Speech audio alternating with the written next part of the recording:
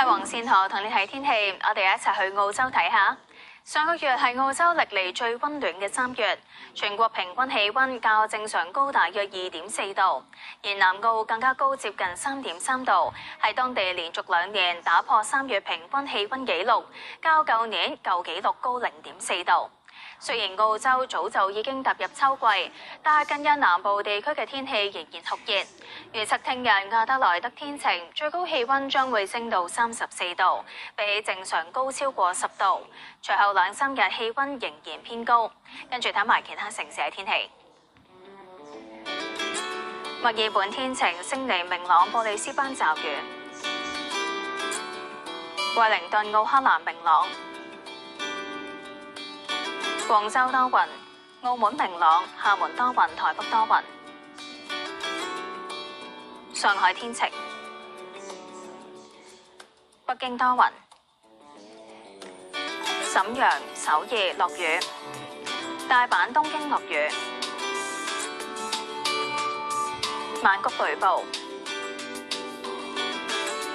吉隆坡、新加坡雷暴，雅加達雷暴。胡志明市明朗，馬尼拉雷暴。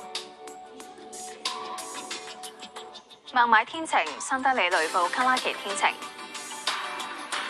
溫哥華明朗，三藩市天晴，洛杉磯有霧。紐約明朗，多倫多天晴，芝加哥天晴。羅馬落雨，蘇黎世多雲，巴黎明朗。法蘭克福、倫敦多雲，阿姆斯特丹驟雨。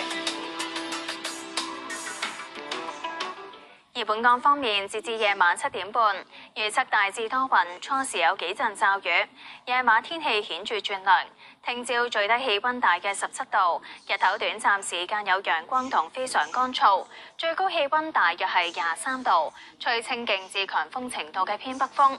初時離岸同高地間中吹烈風，部分地區嘅能見度較低。展望隨後2-3日大致天晴同非常乾燥，日夜溫差都幾大㗎。而下星期後期天氣較為潮濕。天氣講到呢一度啦，拜拜。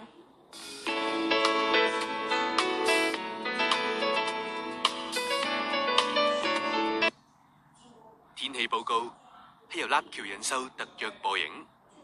日夜全效 All in One，All in Grace One， 日頭用白 cream，幫你全日冇濕同 UV， 臨瞓搽紅 cream，令肌膚飽滿。